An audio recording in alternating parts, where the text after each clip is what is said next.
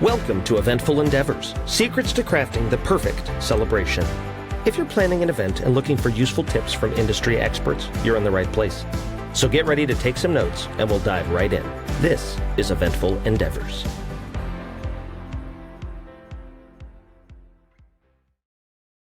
Hey everybody, so we're sitting here talking with Celeste Braxton of Braxton's Event Planning and Staffing in the San Antonio area. Hey Celeste, how's it going?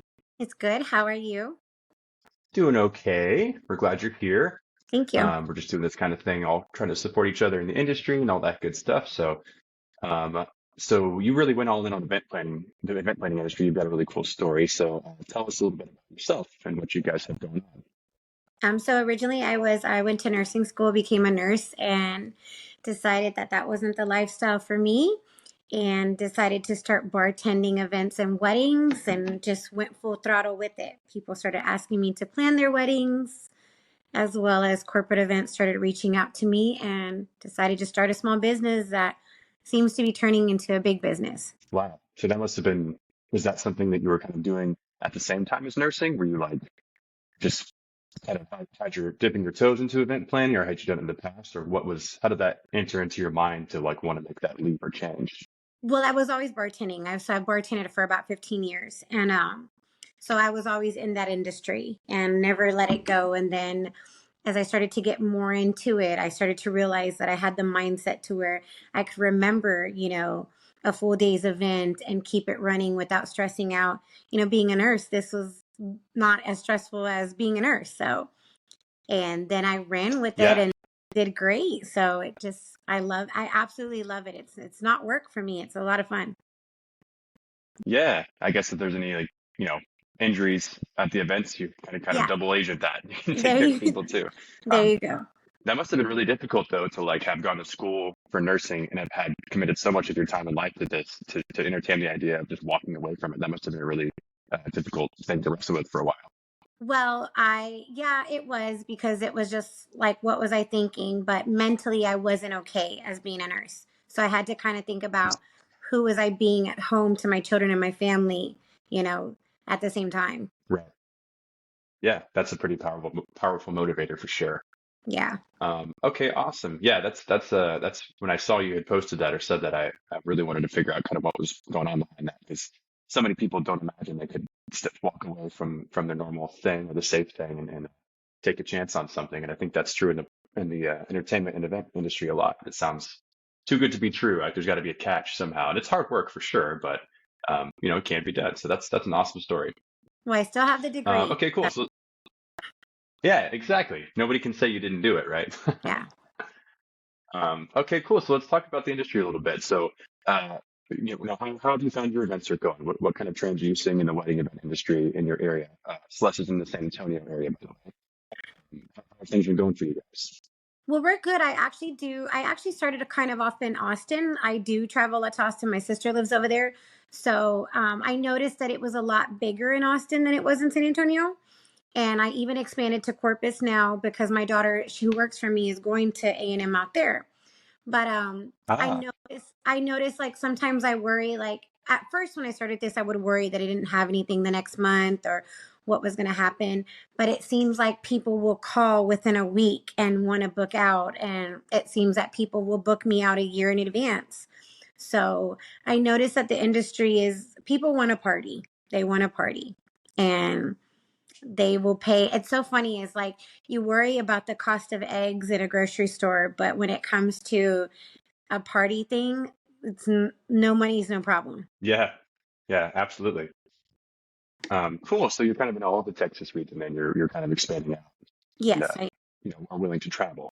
Cool. So willing are you to seeing any talk. kind of trends that you're noticing in the event or wedding industry that maybe you didn't see when you started or a year ago? A lot of Any like changes? appetizer boards are a big thing. I'm noticing a lot of people are starting to do different things as far as I had an ice cream cart come out there instead of cake. Um, I had like a corn in a cup cart come out there, an ice cream truck came out there. I'm noticing a lot at night. I've done two weddings and it's pretty awesome. Whataburger literally delivered like 200 burgers at the end of the night. So I'm seeing that That's awesome. Brides and grooms are really intuitive into their guests and what their guests are going to say at the end of the night. Right. So less maybe trying to have the classic, traditional, fancy, sort of opulent three-course experience and more just everybody having a party with their friends and family and kind of Yeah. just being willing to call it that and not have to sort of hit some sort of traditional target. Yeah, yeah. The sit down dinners are kind of like cliche, I seems. They want something different, something edgy, So I'm noticing that there's a lot of different things. Robots are now, I'm doing quinceañeras and corporate events too. So robots are now a thing where they come for an hour and they dance with the crowd to kind of hype the crowd up. So that's pretty cool. It's pretty cool. Robots? Robots. It's I'll have to send you a link at some point, but it's Yeah, really please awesome. do. It's and bobbleheads. I have had a couple of Bad Bunny bobbleheads come to these parties to just dance in the middle of the crowd. And the robots are pretty insane. They're on stilts. They're huge. They're awesome.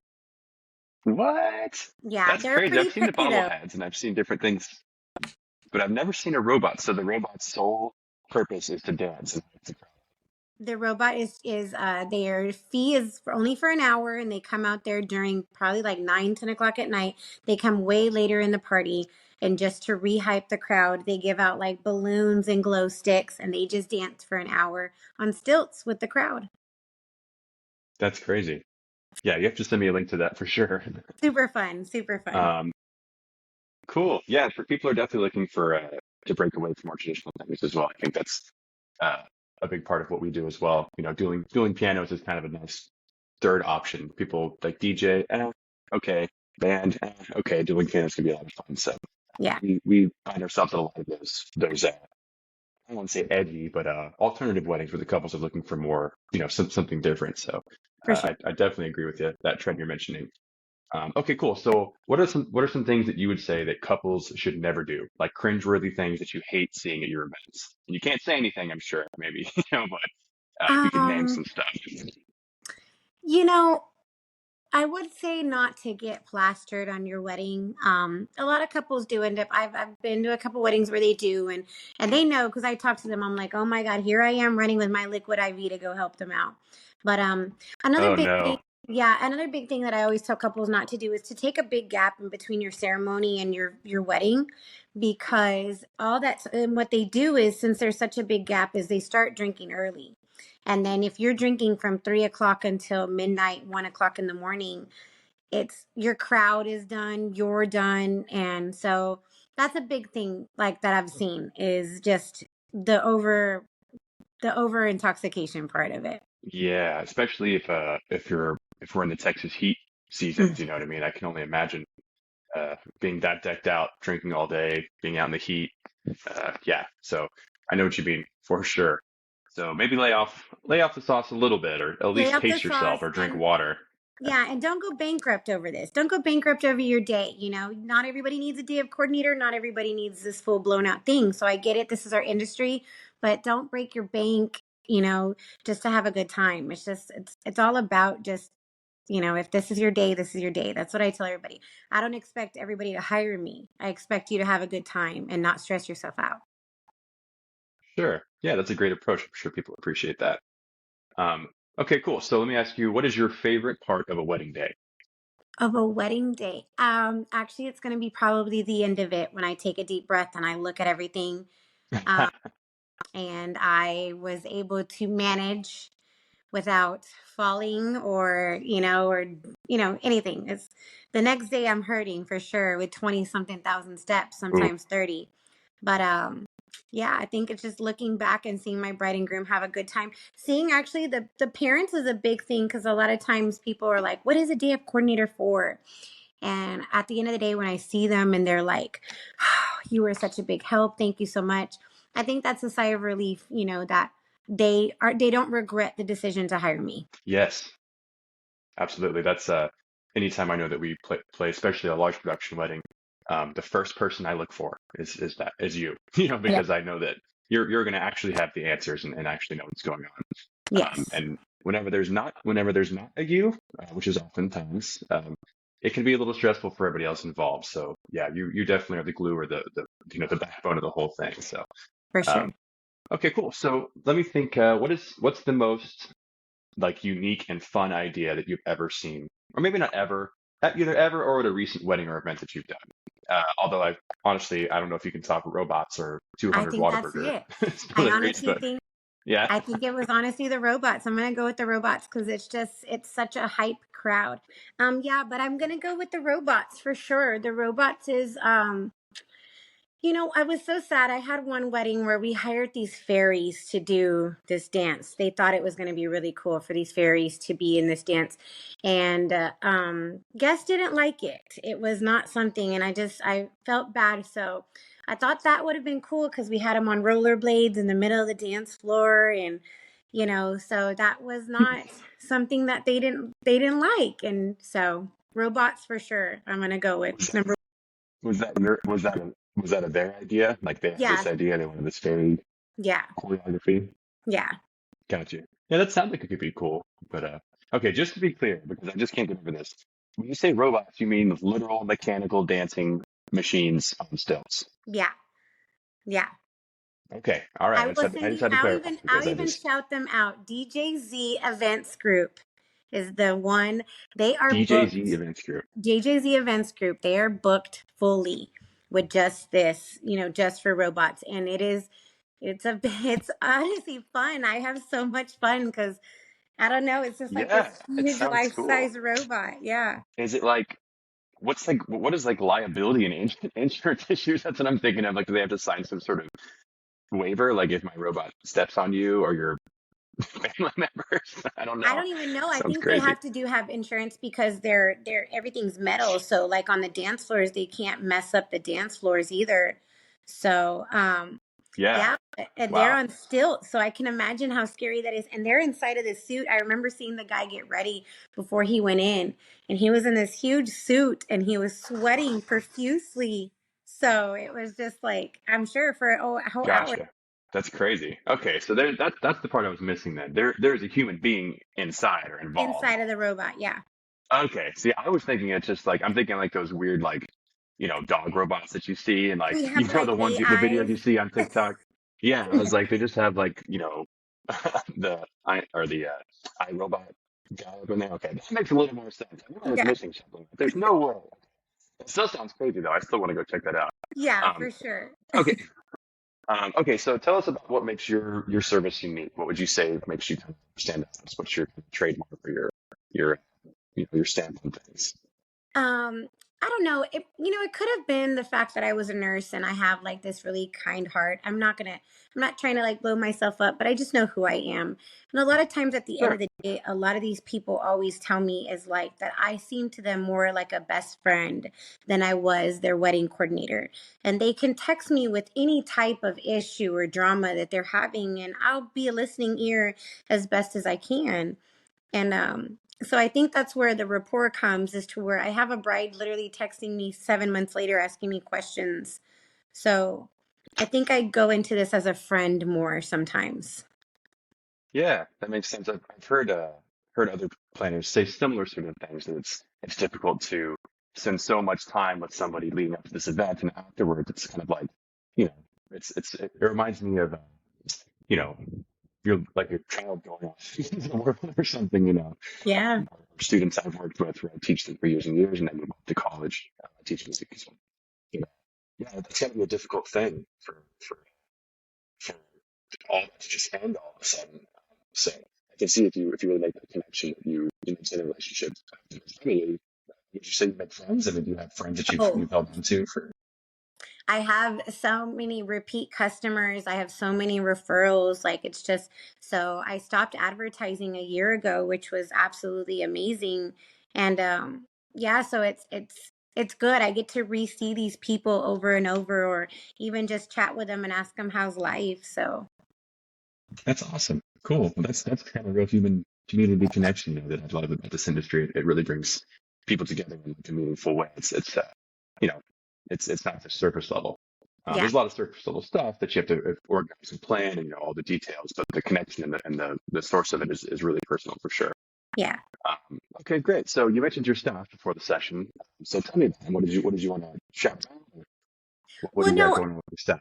well, the staff is like a big thing for me because I noticed like I didn't go into the route of I wanted to work with regular servers and regular bartenders in the industry. And I went with like, mothers that needed like extra income or dads that needed to come up with whatever. And so I have lawyers working for me and CEOs and realtors and stuff like that, as well as I have my kids working for me. But I just thought it was always like, you know, our the people that I have working for me aren't just here to go to the next bar and get the next drink. Like it's just real life stuff out here going on, and I'm here to help you out if you need some extra money. That's fantastic. So that's more of that community kind of building Yeah, stuff, and there's so much opportunity I think in this industry to give back to whether it's your staff, your clients, or to each other, yeah. other people in the industry, even different sectors. So that's beautiful. I love that. That's really cool. So let's think, any advice that you could give to somebody that is just starting out? So it sounds like you've had quite the arc. How long have you been doing this, by the way? How long About ago did you quit your a year and a half, a year and a half? Wow. Okay. So you're into it, but it's still relatively relatively. fresh Yeah, to be doing it full time. yeah. Okay. So if you could go back and give yourself advice, to somebody just starting your planning journey, they're thinking about doing it full time, maybe like you were. I don't think there's maybe quite as many people that are full-time nurses about to jump into event planning, but maybe they're out there. But anybody that was about to start their journey, what advice could you offer them? Don't think twice, just do it. Don't think twice. I think and not to lie, I had my balloon artist or my balloon girl who recently she was talking to me about it, and she was working a corporate job, and she decided to quit her corporate job to do this full time, and she's booming down here in San Antonio. Like it's just incredible. And she thought about it and thought about it, and I said don't think about it, just do it. If mentally you're not happy, like what's it worth for us at a job that's killing us? Like so, and now she's doing great. So don't think about it. And like I said, I can, if I fail out here, I can be right back in the hospital tomorrow. So, Right. Yeah. I mean, it's not to be cliche, but it's what's that old saying? You miss 100% of the shot, 100% of the shots you don't take, or whatever. Kind of cheesy, but it's true. no, and At actually, least try yeah, it out. yeah. The world won't end if you take a risk. So great, cool. So what's the future look like for you guys? Where do you see yourself heading? In a year, 5 years? I'm hoping bigger. I'm adding a photo booth to my, company. So I'm buying more, I'm buying more supplies to add to this so that I can be full service decor as well. So I'm hoping to kind of be set up in Corpus full time next year as well. And more in Austin, and sometimes I really hope to do a destination wedding. If somebody would just take me to Cancun with them. That's my goal. It'll happen for you, I'm sure. Oh, thank you. I hope so. Um, yeah. Okay, cool. So let's get into some like the logistics if anybody might be interested in hiring you or getting just more of an insight into how things work. So what does your availability and flexibility look like? You said you're pretty booked out. So I'm pretty booked out in regards to day of coordination. Like I said, I do have, people that work on the long side of me. So I have openings for servers. I have plenty of openings for bartenders to book for that. If you need any staffing for sure, I got you on that. So plenty of people. I have a website, an Instagram, and a TikTok.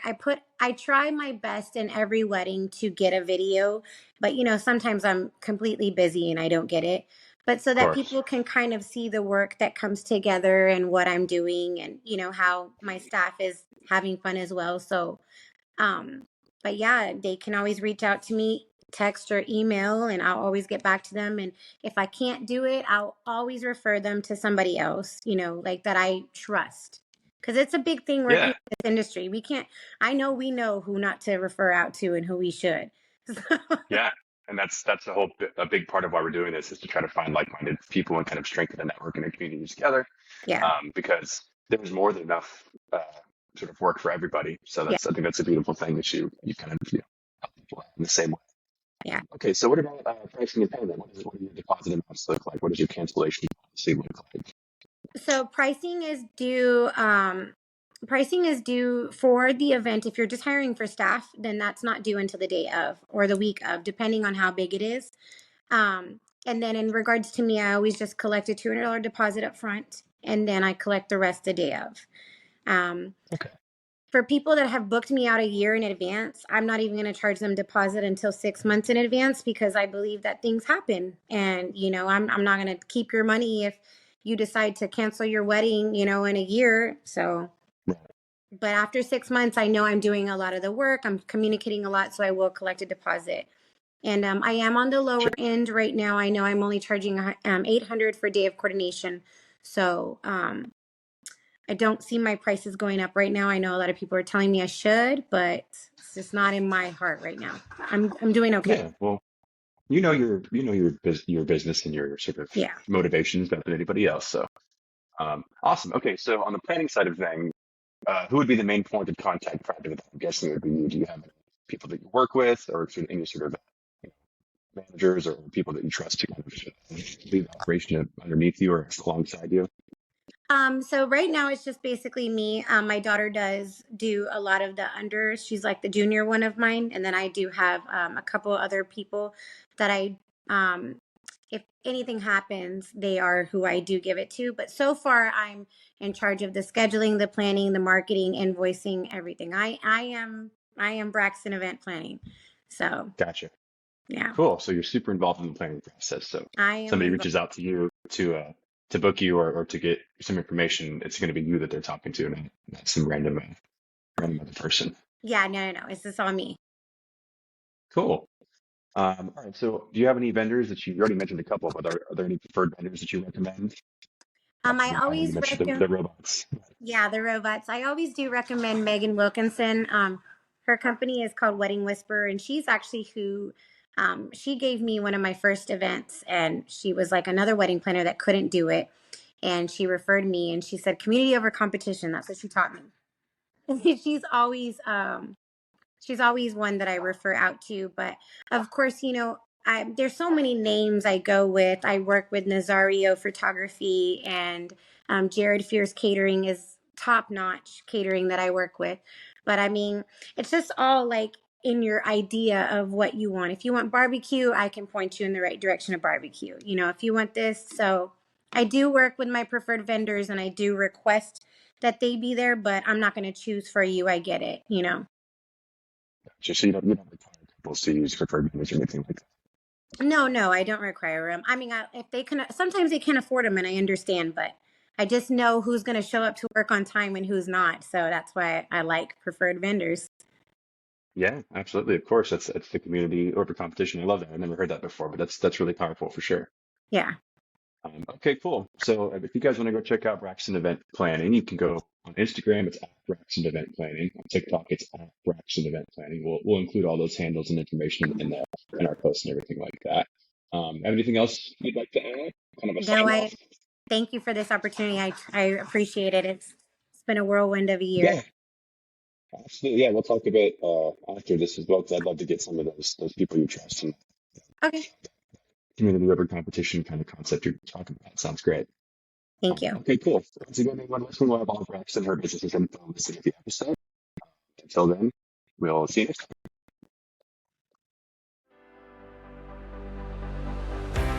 Thanks for listening to another episode of Eventful Endeavors, Secrets to Crafting the Perfect Celebration. We hope to have left you with some actionable ideas for your own event. If you like the show, please subscribe and definitely leave us a review. We read every comment. So until next time, happy planning and see you soon on Eventful Endeavors.